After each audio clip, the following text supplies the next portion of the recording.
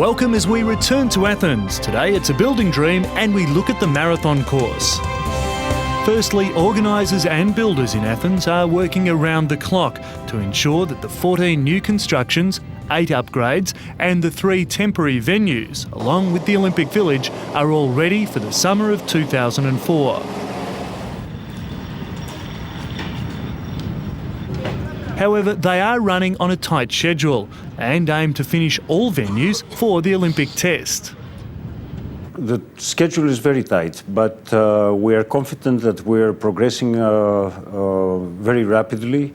As the IOC has mentioned in their last meeting in November, Athens is taking Olympic shape, and as any visitor in Athens can see, the landscape of Athens has been filled with construction cranes. We have, of course, a very important target to start all the test events and to accomplish many test events in the summer of 2003. There are 28 competition venues and work is underway in 25 of them. The final 3 venues are in the latter stage of evaluation, with contracts to be awarded soon. There are also over 150 infrastructure projects being implemented. According to officials, organisers and construction workers have made up for 5 years' work in the last 2 years, but stress they still have to keep up the pace. What we found is that most of the delays are caused before construction starts.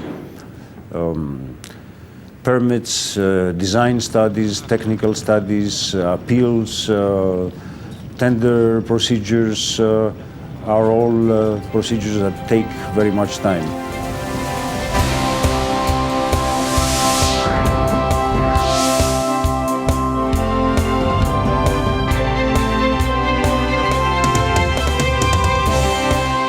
Our Olympic fact: at Antwerp in 1920, the Olympic flag with the 5 rings signifying 5 continents was first used. It was the first time a competitor took the Olympic oath and the first release of doves as a symbol of peace. More than 2,500 runners entered the Athens Marathon that follows an ancient route through the historic city and ends at its marble Panathenaian Stadium. The race from the village of Marathon to Athens was inspired by the legend of Pheidippides, the ancient messenger, who brought Athens news of victory in the ancient Battle of Marathon against an invading Persian army. All eyes were on the Kenyans, who were among around 20 elite runners invited to the Olympic city in an effort to raise the standard of the long-neglected race. It was no surprise when the Kenyans began to dominate, but the African runners had to battle hard against each other. It was Mark Siena who came out ahead after fending off a late challenge from John Moyben and Elia Courer.